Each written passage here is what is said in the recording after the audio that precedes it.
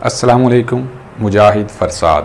آج کا پیغام: جب درد کا پہلا دال نکال دیں تو رد بنتا ہے، اور اگر آخری دال نکال دیں تو در بنتا ہے۔ جب انسان کسی در سے رد کیا جاتا ہے تو اسے درد ملتا ہے، اور یہی درد انسان کو اس در پر لے جاتا ہے جہاں سے کوئی رد نہیں کیا جاتا۔ اس لیے درد کو بھی غنیمت سمجھا کریں۔ آج کے لیکچر میں ہم جنرل نالج کے چند سوالات اور اردو کے چند سوالات پر گفتگو کریں گے۔ یاجوج ماجوج کو کس پیغمبر نے 2 پہاڑوں میں قید کیا تھا؟ حضرت ذوالقرنین علیہ السلام۔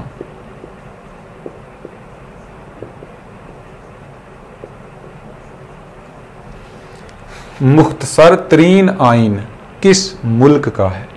تو یہ امریکہ کا ہے۔ طویل ترین آئین کس ملک کا ہے؟ یہ انڈیا کا ہے۔ غیر تحریری آئین کس ملک کا ہے؟ یہ برطانیہ کا ہے۔ بل فائٹنگ کس ملک کا قومی کھیل ہے؟ یہ اسپین کا ہے۔ کیا علامہ اقبال عقل کے مخالف تھے؟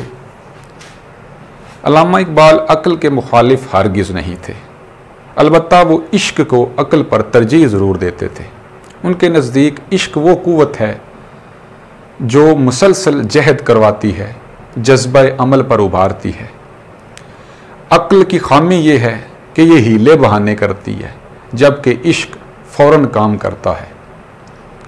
بے خطر کود پڑا آتش نمرود میں عشق، عقل ہے محو تماشائے لب بام ہبی۔ اقبال فرماتے ہیں کہ عشق فوراً کام کرتا ہے، وہ سوچتا نہیں ہے، اس میں قوت ہوتی ہے، جبکہ عقل تنقید کرتی رہتی ہے۔ عقل کو تنقید سے فرصت نہیں، عشق پر اعمال کی بنیاد رکھ۔ اقبال عقل پر تنقید تو کرتے تھے لیکن اس کو بالکل فضول نہیں سمجھتے تھے۔ وہ کہتے تھے کہ علم اور عقل انسان کو منزل کی طرف ضرور لے جاتے ہیں، لیکن منزل تک عشق پہنچاتا ہے، یعنی منزل کا جو مکمل رستہ ہے وہ طے کرنا وہ عشق کا کام ہے۔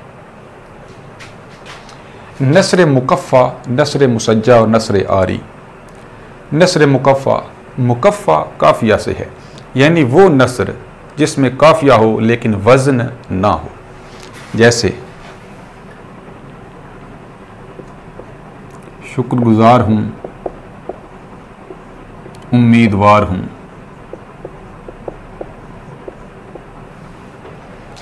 اگر اس طرح کا کوئی جملہ ہو تو اس کو نثر مکفہ کی مثال کے طور پہ پیش کیا جا سکتا ہے۔ نثر مسجع، کچھ ماہرین مسجع اور مکفہ کو ایک ہی قرار دیتے ہیں، لیکن کچھ نے اختلاف کیا ہے۔ وہ کہتے ہیں کہ وہ نثر جس میں وزن بھی ہو اور قافیہ بھی ہو، یعنی اس میں صرف قافیہ ہوتا ہے، وزن نہیں ہوتا، اس میں وزن بھی اور قافیہ بھی دونوں شرطیں ہوتی ہیں، جیسے اس کی برائی بیان سے باہر ہے،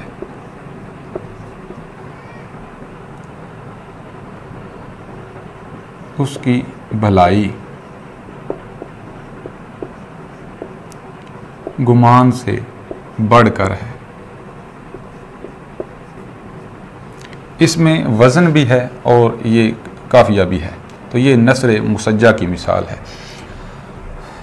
کچھ نے یہ بھی کہا ہے کہ جو ترسیع کی صنعت ہے، یعنی جو شاعری میں ہے، اس کو اگر نثر میں ڈال دیا جائے تو وہ نثر مسجع بن جاتی ہے۔ نثر آری، ایسی نثر جس میں وزن بھی نہ ہو اور قافیہ بھی نہ ہو، یعنی وزن بھی نہ ہو قافیہ بھی نہ ہو۔ نثر مکفہ میں قافیہ ہوتا ہے، وزن نہیں ہوتا، اس میں وزن بھی اور قافیہ بھی، اس میں نہ ہی وزن اور نہ ہی قافیہ۔